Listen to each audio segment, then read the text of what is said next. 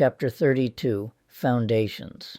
The job at Bryn Mawr hadn't lasted long. My empathy didn't fit the hospital's for-profit model, and my refusal to treat patients as billing codes was quietly labeled not a team player. I had stood by Victoria when others dismissed her, siding with the patient instead of the hierarchy. Looking back, I can see how much of that came from old patterns, seeing in the administrators the same self-importance I'd known from my parents. Even the other therapist on the unit seemed numb, her warmth replaced by protocol. When the director said it would be best if I resigned, the words stung less than the realization that compassion could be a liability. Still, I left with calm. I had done right by my clients. That winter, I accepted a position at the Craven County Mental Health Center in New Bern, too far to commute daily. I hadn't considered what it would mean to live away from Lynn from Monday through Friday. She never tried to control my choices, but she knew me better than anyone. Part of me almost wanted her to say, "Don't go."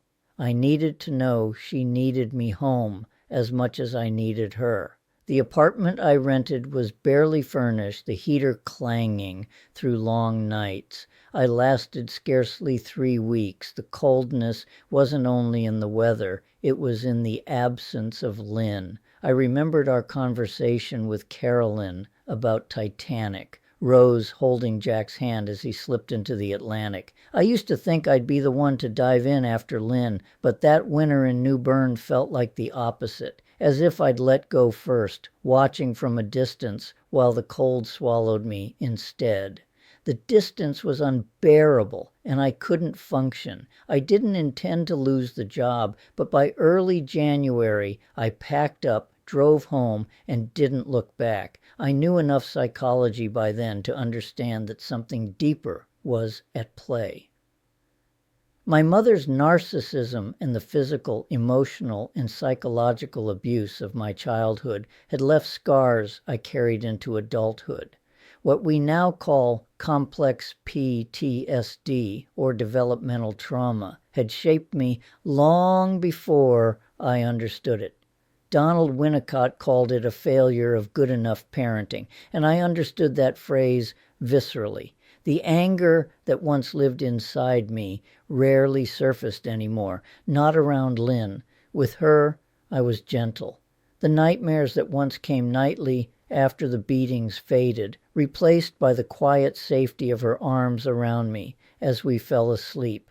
But the residue of that past, the fear of disconnection, the hypervigilance, the need to defend empathy, still followed me. Soon after returning home, I began work at Duplin-Sampson County Mental Health. The drive was long, an hour through farmland and pine, but it felt good to come home each night. The clinic served everyone, insured or not, and my caseload was full of people the world often overlooked. I saw depression, trauma, substance use, and schizophrenia, disorders that others treated like dead ends. R.D. Laing's writings on psychosis fascinated me. He saw meaning even in delusion, describing schizophrenia as a fractured kind of communication rather than a failure of mind. I didn't share all his conclusions, but I understood the impulse to find coherence where others saw only chaos. I believed there was truth buried even in the strangest delusions. One client, let's call her Michelle, proved that belief right. She had a schizophrenia diagnosis and normally would have been scheduled only for medication management, but she specifically requested individual therapy with me.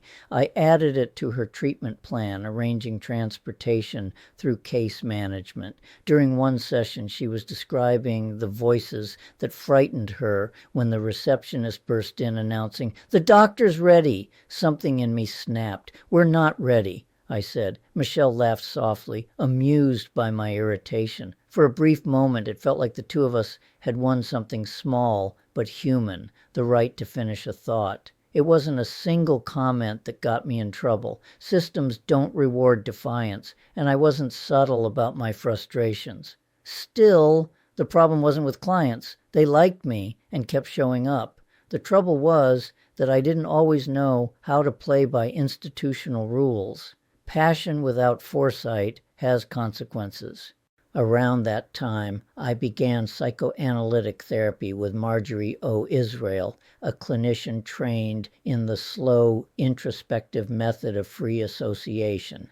I wasn't seeking correction for a flaw so much as clarity. I wanted to understand whether the ghosts of my childhood, especially my mother's narcissism, were still shaping my reactions. Did I project her cruelty into supervisors who only reminded me of her? Was I still reacting to a past that had long since ended? For the reader, projection is seeing in others what we can't face in ourselves. Transference is redirecting old emotions toward the therapist.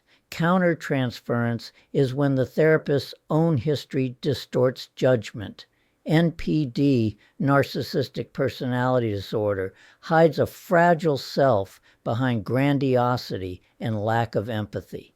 I wanted to understand how those dynamics might still echo in me. Marjorie didn't offer tidy lessons. Our work was slow, circular, sometimes exhausting.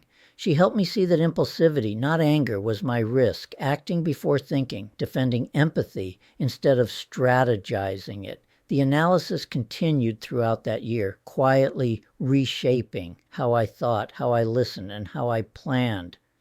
Even with her help, I was still too outspoken for Duplin Sampson's administrators. When I was asked again to resign, it hit hard. I didn't like being fired. It signaled problems. But I knew the problem wasn't with the people I helped. The challenge was the bureaucracy itself and my own impatience with it. The work with Marjorie would have to continue. By late 1997, I completed certification in clinical hypnosis through the American Society of Clinical Hypnosis and met the supervised practice requirements for full licensure as a licensed clinical social worker. Lynn and I celebrated quietly over dinner. Achievement meant more because she witnessed it. Around that time, my hypnotherapist, whom I saw for help with a lifelong fear of giving blood, told me that Wilmington was already saturated with therapists. His warning made sense. I had just lost 2 jobs in less than a year. But I hadn't lost faith in my ability to help others. The challenge wasn't therapy. It was finding a place where empathy could breathe. Private practice began to take shape in my mind, not as escape, but as alignment. I needed to build a space where people like Michelle could be heard to the end of a sentence, where therapy could breathe, and where empathy and integrity might coexist without apology.